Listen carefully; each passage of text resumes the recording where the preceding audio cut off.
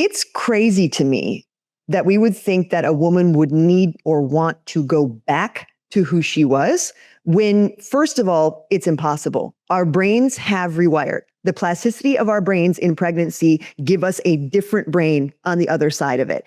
And again, we can talk about this as mommy brain. We can talk about this as, brain fog. But the point is, like, your brain undergoes changes that are permanent and not going back. So if your brain ain't going back, how do you think your body is? Welcome to Project Loving Myself, the podcast where we dive deep into the messy, beautiful journey of self-discovery, self-love, and healing. I'm your host, Sanaya Gurnamal, relationship reinvention coach and love alchemist. The most important relationship you will ever have is the one with yourself. Let's start this journey together on Project Loving Myself. Welcome back to Project Loving Myself, where we get real about what self-love looks like, especially when life gets messy. Now, one of the biggest identity shifts that I've ever experienced, honestly, in the best and the hardest way, was becoming a mother. Because it's not just sleepless nights, as hard as that was for me.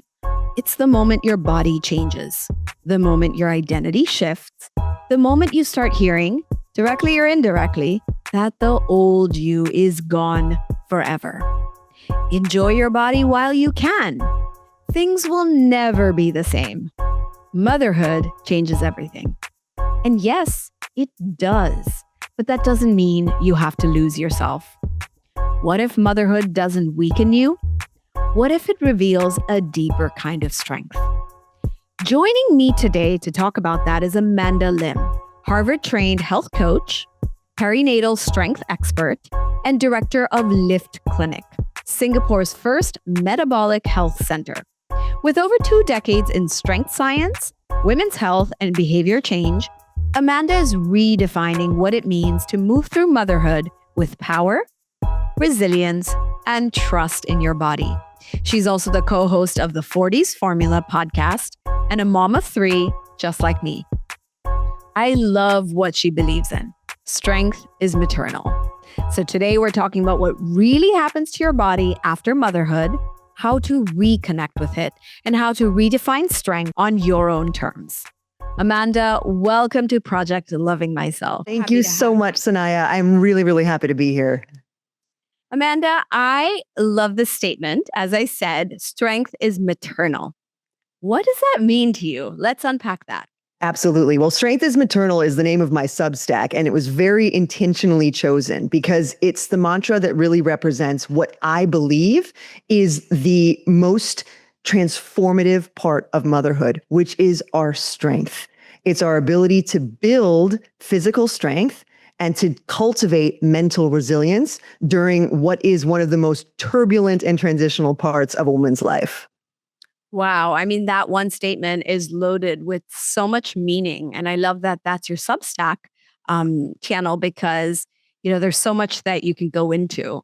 Now, you've shared that when you got pregnant, Amanda, people told you your body would never be the same. I heard that too. How did that narrative impact you? And what made you question it, challenge it? Because I know that that's part of your journey.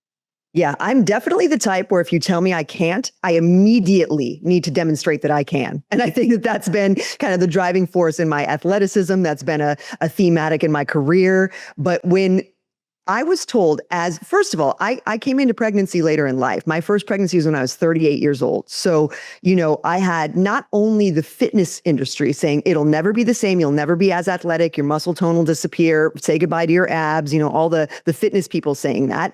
Then I had just all of the folks that were on the precipice of 40 telling me, oh yeah, I mean, just being 40 alone, your body's destroyed. Good luck with late life motherhood. Like there's no chance of coming out of that unscathed. And so I had these two communities of predominantly women telling me these messages of destruction, fear, uncertainty, regression. And I just could not believe that those messages were true. Now, with my first baby, I had no touch point, right? I mean, I had no way to know whether they were true or not. But again, my kind of lifelong mantra and beliefs about you can do anything that you put your mind to made me think if I want to have a fit pregnancy and I want to have a strong postpartum recovery, I can have it. And I never faltered in the belief that I could have those things, even though some of the kind of steps along the way were not as planned. Like, for example, with my daughter, my first baby, I was planning a natural water birth. I had gone so far as to reserve the water tank room at the local hospital here in Singapore. And she was breech from 24 weeks all the way to delivery, never turned despite my best efforts. And I had to have an elective C-section. And I think that that first massive disruption in perception versus reality made me realize that while there is so much in motherhood that is within your control in terms of the choices that you make, there are so many things outside of your control. And so I think that's the moment when my belief system shifted from I control everything and I am the sun in this universe to I will surrender to the powers that be, whatever you believe, and I will make choices within the constraints that I am given. Now, I have a lot of very similar experiences as you did. All right. So I've had 3 children, like you, Amanda. And my first child, I was 35 when I first got pregnant. My second, maybe around 36, 37. And my third child, I was 40. So I completely relate to what you said. Now, my first 2 children, I had the very similar mindset, which is, people are saying all these things, but I'm going to prove them wrong because, like you, I'm a rebel. I'm totally the rebel child. And so true enough, I had very, I would say smooth, easy pregnancies. I also tried to do a water birth and realized, the Philippines is not really set up for it. So I switched over from water birth to a more natural, like I had a doula and I was going to do it, perhaps I was aiming for, no epidural and I just really wanted it my way.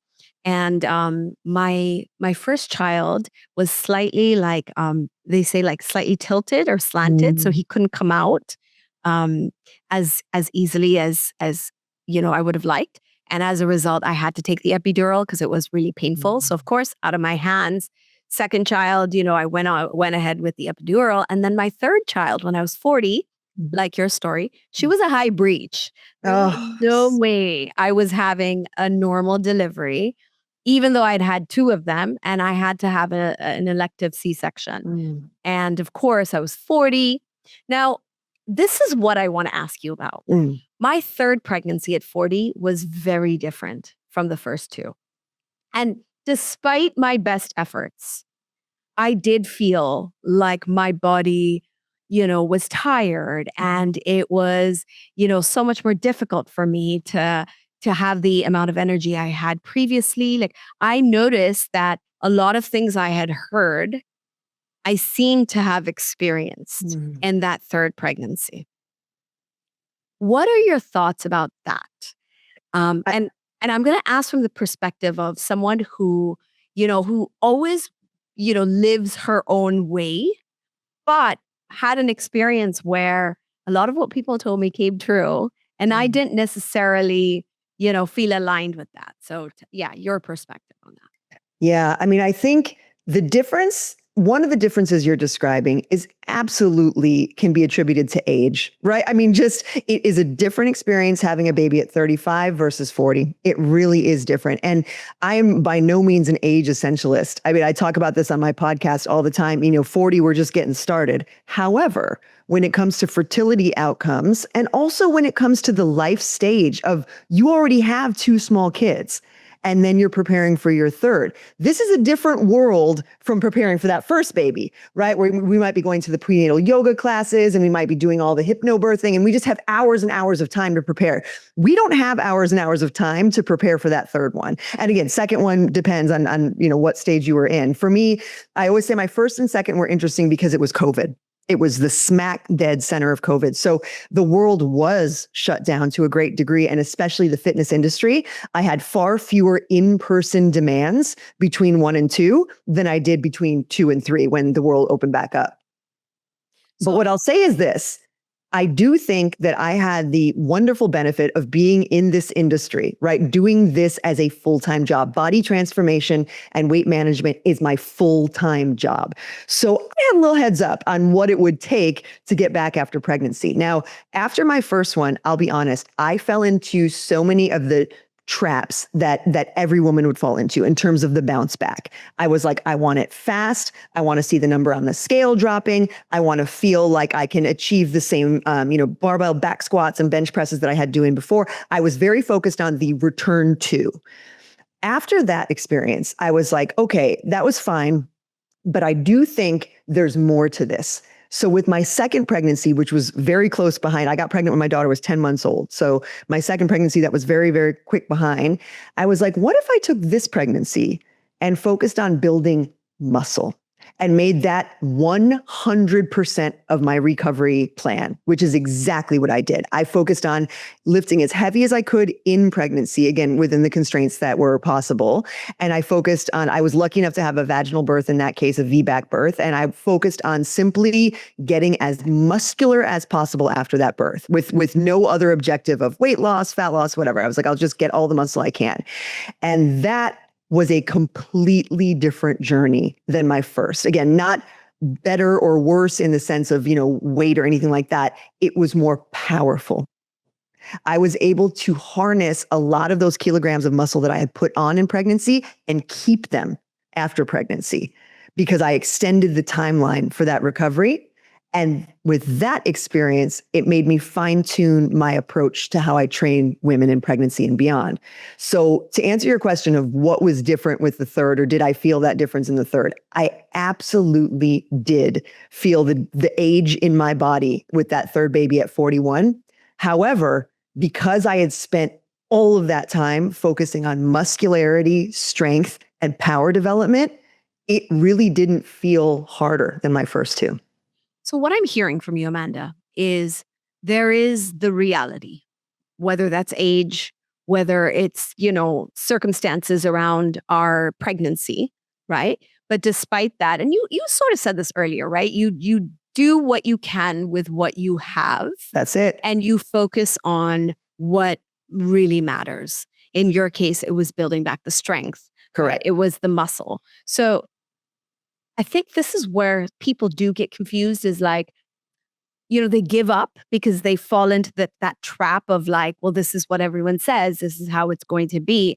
And what you're saying is, well, you don't have to give in to any of that. You can choose within what you have, the path that feels right for you. Yep. I do think you have more choice than you think.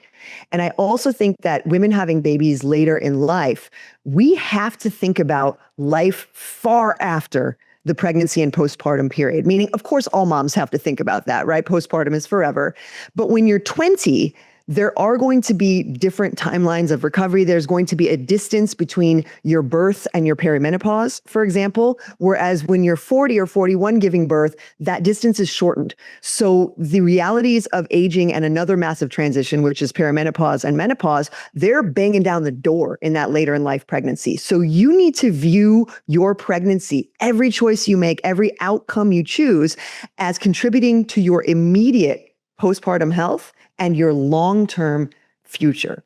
And, we know now that, for example, breastfeeding is when a lot of women lose bone density. A lot of women, especially athletic women who are more at risk of underfueling during pregnancy and postpartum, a lot of women lose bone density in this period, and it doesn't recover as well if they're not thinking about it, meaning if they're not intentionally fueling, lifting weights, putting themselves through resistance training. So those outcomes are much scarier at 41 because there's less time to repair, right? If we are thinking about the average age of menopause, which is 52, and women are having babies later in life, we're getting closer and closer to the window when women's health is in peril.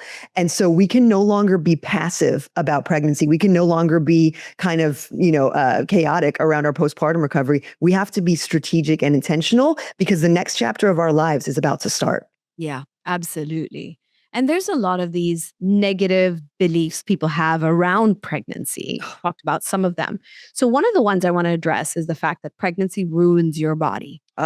that, you'll never have the same body again.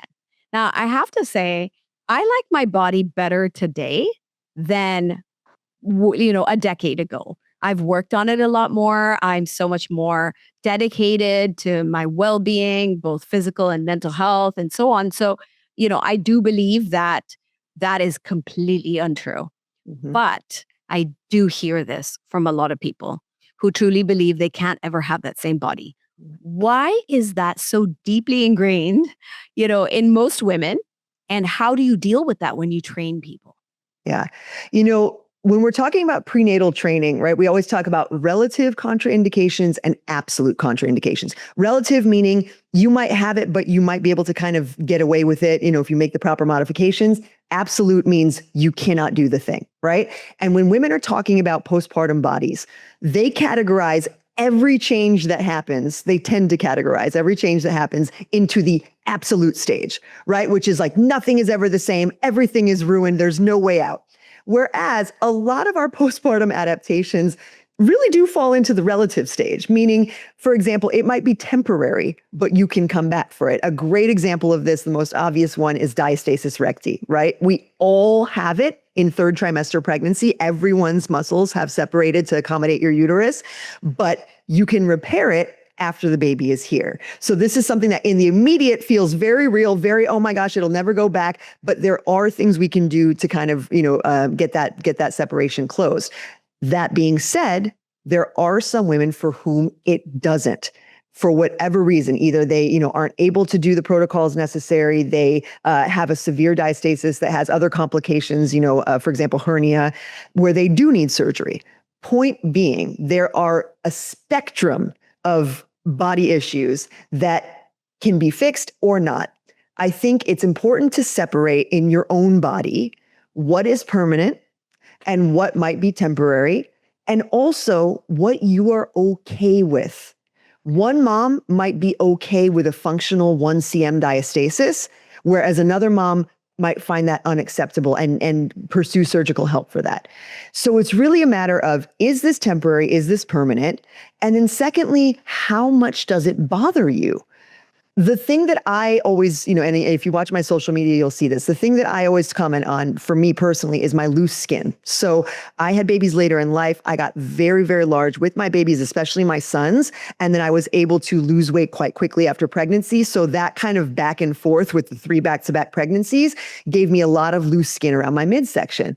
Now, it doesn't bother me for several reasons. First of all, it doesn't change my function in any way. So performance is not impacted, and that would bother me as an athlete. Secondly, it's not visible when I don't want it to be, meaning I can, I always joke, I just tuck it into my high-waisted shorts and keep on rocking, right? So I can control when my loose skin is seen if I don't want to have it on display. And thirdly, I'm not embarrassed about it. I don't find that it impacts my self-image or self-worth in any way. So for me, it would not be worth changing, though it is permanent. So I think in my case, if I was a mom who was bothered by my loose skin and it took up so much mental space that I could not perform as an athlete, perform as a parent, feel confident as a woman, then I guess, yeah, it's something I would have to address. But I think for most of us, if we think about, does this matter to my day-to-day life? Is this something that I cannot get around? Or is this something that I can accept? And radical acceptance, particularly of our postpartum bodies, I find to be a much more reasonable solution than obsessing over something that we cannot change. Now, I like this idea of radical acceptance. So let me ask you this. A lot of women struggle with that, with how their bodies change. In your case, it was loose skin. Obviously, there are a range of different changes that people can feel really frustrated with or disappointed with. I know that my C-section scar was really hard for me to look at in the mirror, Yes. and I didn't think it would have that much of an impact on me. But I remember looking at myself in the mirror and I couldn't look, Amanda. Like I Yes. felt just a little bit violated. It was really strange. So I had to do some work to be more accepting and comfortable with that. And obviously now it's like, I don't even remember I had it. Well, I remember enough to talk about it. But my point is, how does radical acceptance help us get from that point of, rejecting or not being comfortable with that bodily change to trust, maybe appreciation for what we've been through? Because I know that's part of your work. Yes, you just hit it on the head. I mean, the way that I view radical acceptance is through the lens of Stoicism. So that's a belief system that basically says focus on what you can control and let go of what you cannot. And radical acceptance is basically another version of that belief, whereby you accept what is permanent, you accept what cannot change, and then you have to work on the beliefs around that. So you can radically accept, for example, the body neutrality is a great example of this. You can accept something and not feel positive about it. So you can accept it without toxic positivity or false positivity and just say, this is what it is. And again, body neutrality, I think, is a great lens for that. Also, you can do the work, like you said, Sanaya, you can do the work of reframing your thoughts and beliefs. And this is where, approaches like cognitive behavioral therapy are very helpful. Again, for some women, using affirmation and mantra is very helpful around this. If you are struggling to accept your body, you must change the thoughts and feelings that are affecting that belief. So I do think that there is some work to be done, whether it's cognitive work, journaling work, again, affirmation and mantra work, delving into the work of Stoicism. There are so many approaches that can help women. But I think to expect those feelings to just dissipate with time, that's where women go wrong. They think, I shouldn't be feeling this way, or over time I'll feel better. And sometimes they don't. This is a form of trauma, right? Having our bodies change for factors that are external to our control is disconcerting.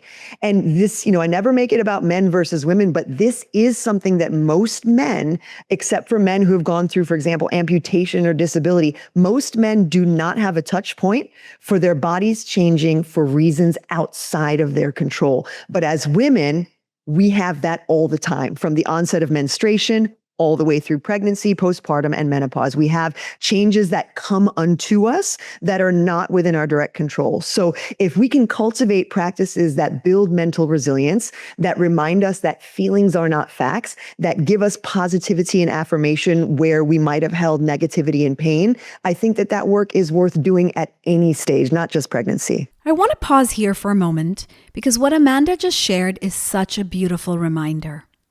Self-love starts with how we treat ourselves in the small, everyday moments. So if you've been overthinking self-love or wondering where to even begin, download my free guide, The Self-Love Cheat Sheet, 7 Simple Rules of Love. It gives you simple, grounded reminders to help you love yourself better without the pressure or confusion. Get it at sanayagurnimal.com/self-love-cheat-sheet, or just click on the link in the show notes. I love that you said that, Amanda, because I think for a lot of women, as you mentioned, we go through a lot of different transitions and changes in our bodies. And for a lot of high achieving women, women who feel that they need to be in control of their life, of their bodies, that can be especially difficult because it does feel like you're losing control. Yes. Whether it's a fertility challenge or, polycystic ovaries, whatever that might be. So you did give us some tips, but is this something you see a lot? Like, how do you help these women struggling with that idea of I'm losing control of myself or my body? How do they reframe that experience? Yeah. And I think this is so common, like you said, in high achieving women who are used to control. And I would say athletics and athletes are probably the best example of this, because our feelings of control and performance and success are tied into our bodies. So it's not like job success where you're like, oh, look what my mind did and look what I'm capable of. This is what my body does. These are the expectations I've always placed on my body, and it is not doing it. So that dissonance, I feel, is even stronger in athletic moms because it's so written upon our physical bodies. What I will say is, again, besides the obvious mental work that you can do where it's, thinking about reframing and limiting beliefs, et cetera, there is an absolute benefit, and we know this in the research as well, to resistance training. Resistance training is resilience training. The lessons that you learn in the gym do not stay in the gym. The work that you do under the barbell does not stay under the barbell. These are lessons that can only be cultivated in many ways through the pursuit of physical strength. And for moms who have never explored that option in their lives, for moms who are either sedentary or have only done kind of non-progressive forms of exercise, this is a revelation.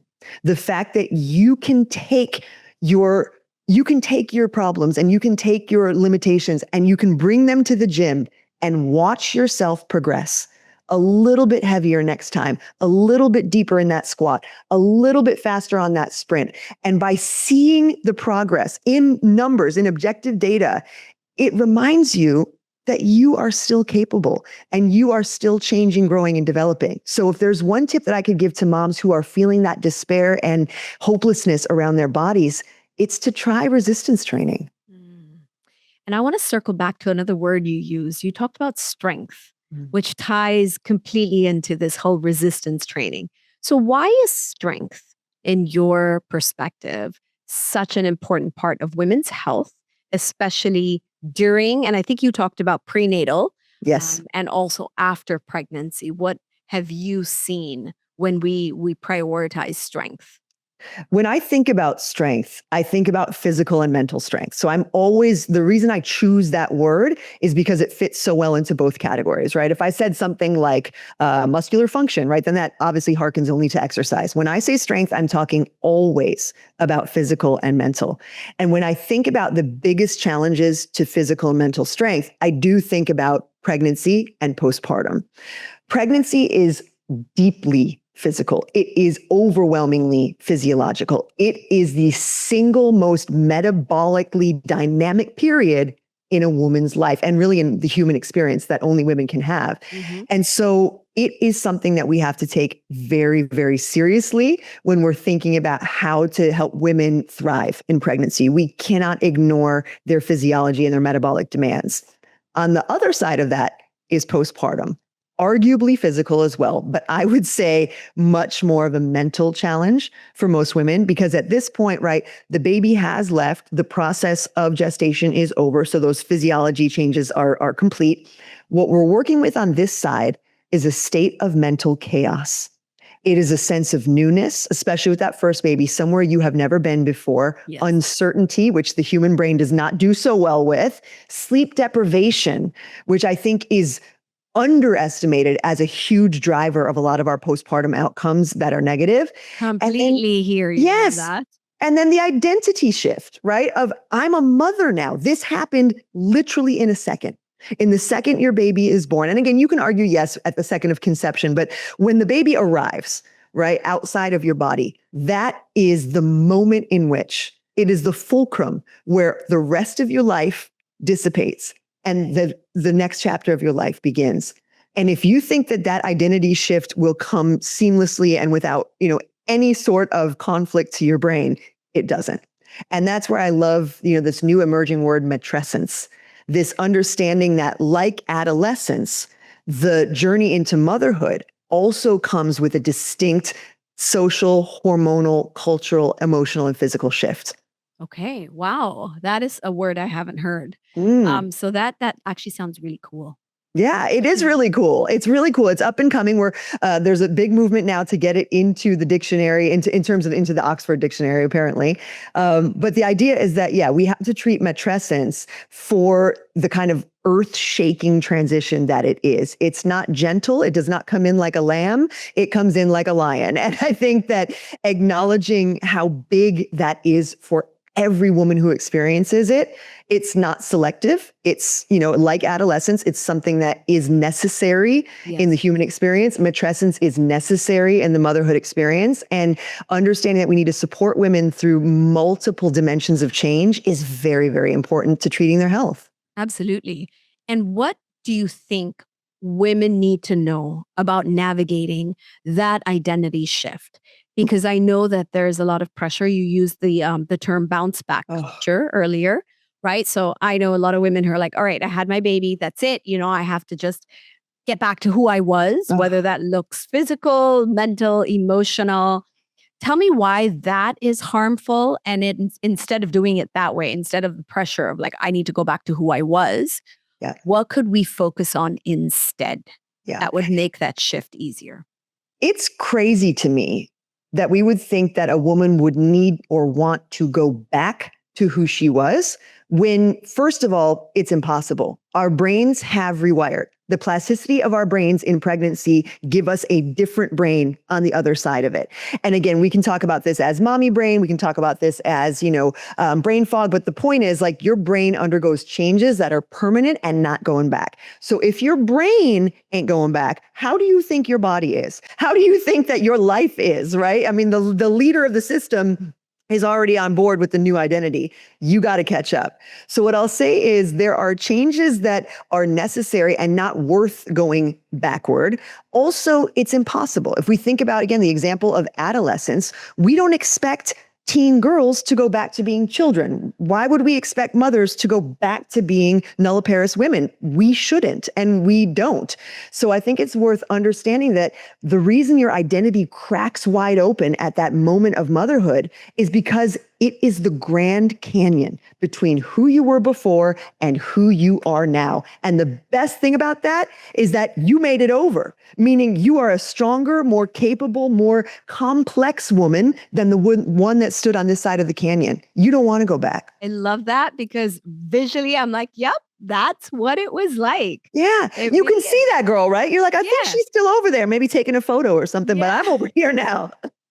And it's true, you can't go back. And I think as long as you keep trying to go back, I think you will stay in a state of just either limbo or dissonance or lack of alignment. Yes, so, dissatisfaction, frustration, feelings of defeat and failure. And who got time for that, girl? Not me. Right, absolutely. Now, Amanda, on the other side of the canyon, so you've crossed to the other side. What is ahead of that? Right. And what I'm asking you is, what does it look like to build a relationship with your body that is rooted in respect, not pressure, not stress, not rejection? And tell me things that you might be doing with your clients to get them there. Yeah. I mean, this is really where the health and mental side of things come together for me, because when we talk about what awaits you after pregnancy and early postpartum, we are absolutely talking about your future health outcomes. So we are talking about things like bone density, muscle mass, muscle quality, but we are also talking about satisfaction, right? We cannot ignore that postpartum depression and anxiety are on the rise. And we cannot ignore that those rates are higher in women that are older. So we need to think about what can we do that addresses both this physical perception of decline, as well as these mental problems that are on the rise, especially in women in geriatric motherhood. And I think the unifying thread between them is, again, obviously movement. Movement is number one, getting yourself back into a body that does something so you are not so obsessed on the body's appearance. That's number one. You have to think about, can I find a goal that is performance-based, that does not require me thinking and obsessing over the way my body looks down to its minute detail? That's number one.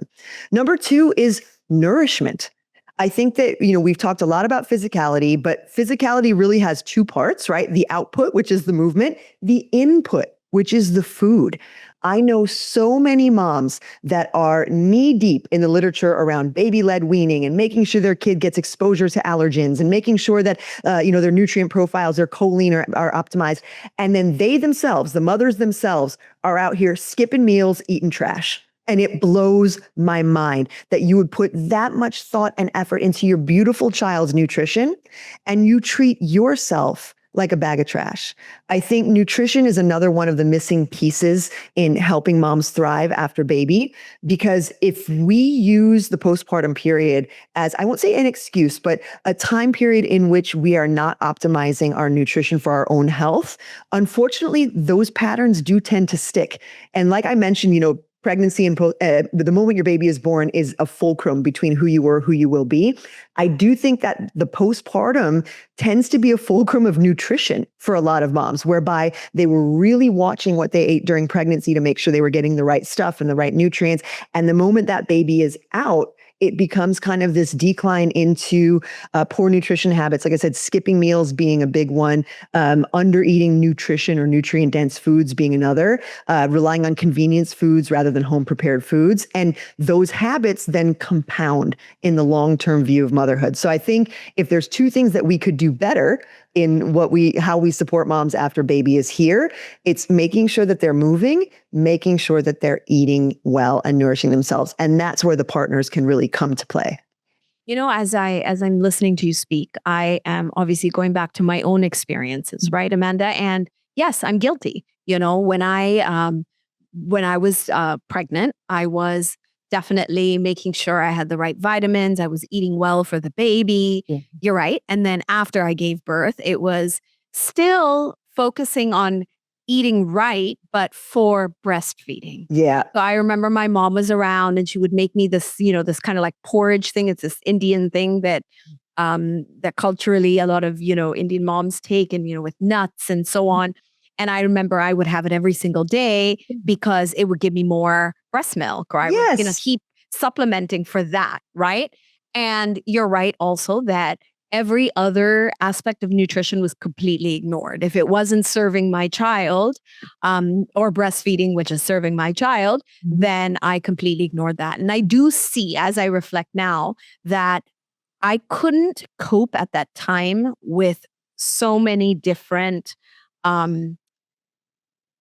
I would say, demands on my attention, right? The baby, the breastfeeding, the lack of sleep, all these different things. And I do wish now, as I hear you, that perhaps I should have had someone to take care of my nutrition, someone who would have coached me through, the habits that definitely stuck for too long.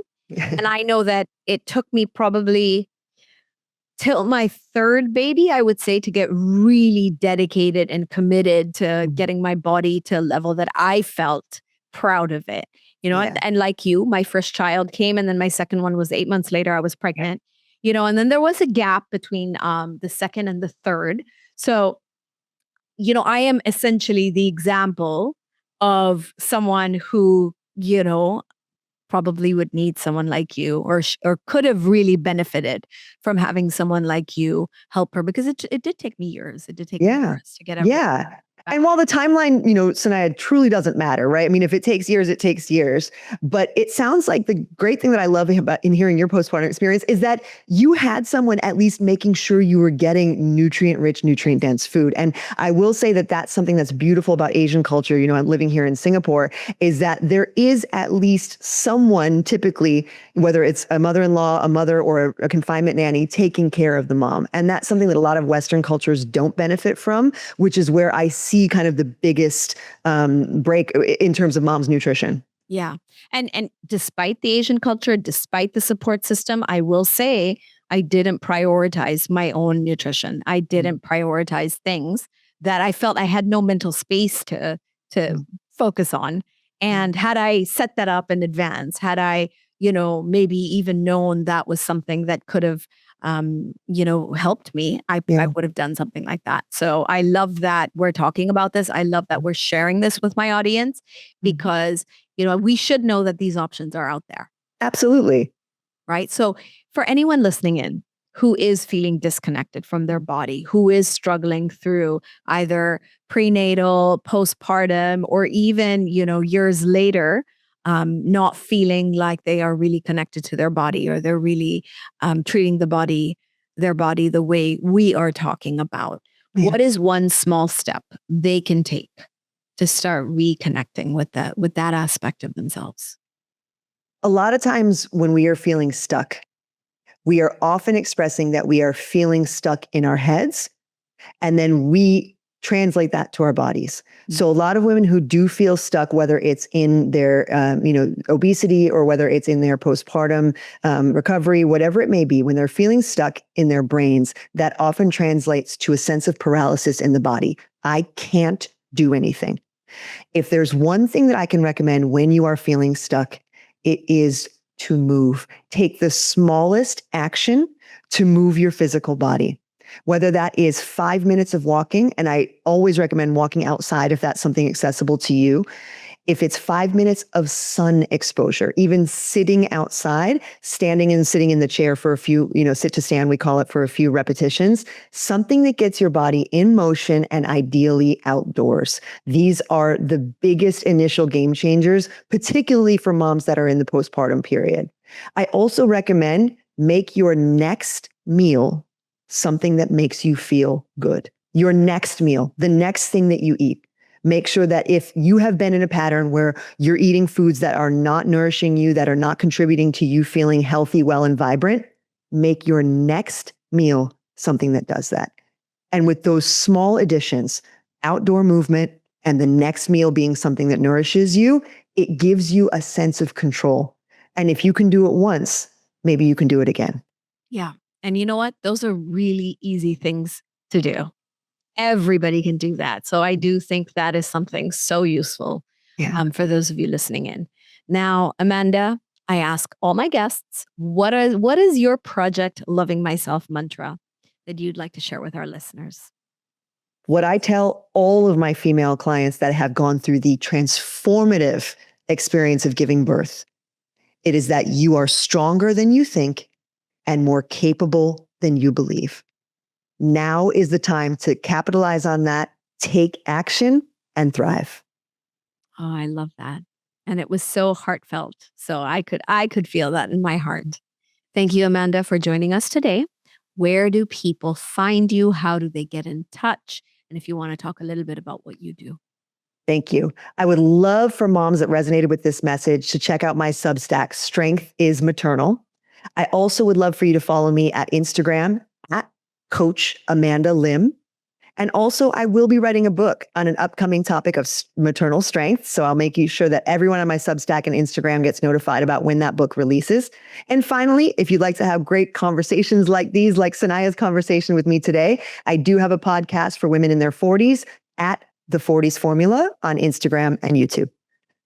Thank you, Amanda. This has really been, I think, a conversation that, would really connect with so many people. So thank you for being here today. As we wrap up this conversation with Amanda Lim, here's what I'm taking, and I hope this stays with you. Your body didn't let you down. It held you. It adapted for you. It changed because it had to. So maybe the goal isn't getting your old body back. Maybe it's learning to see your body with new respect. Because strength after motherhood isn't always visible. Sometimes it's patience. Sometimes it's gentleness. And sometimes it's simply learning to trust your body again. As Glennon Doyle said, your body is not a problem to be solved. Because the more you try to fix your body, the further you move away from listening to it. Now, if this conversation spoke to you, let this be your invitation to stop trying to control your body and start building a relationship with it. Share it with your mom tribe because we all need that reminder. Don't forget to follow Project Loving Myself and connect with me on all channels at Sanaya Gurnamal. Until next time, you are loved.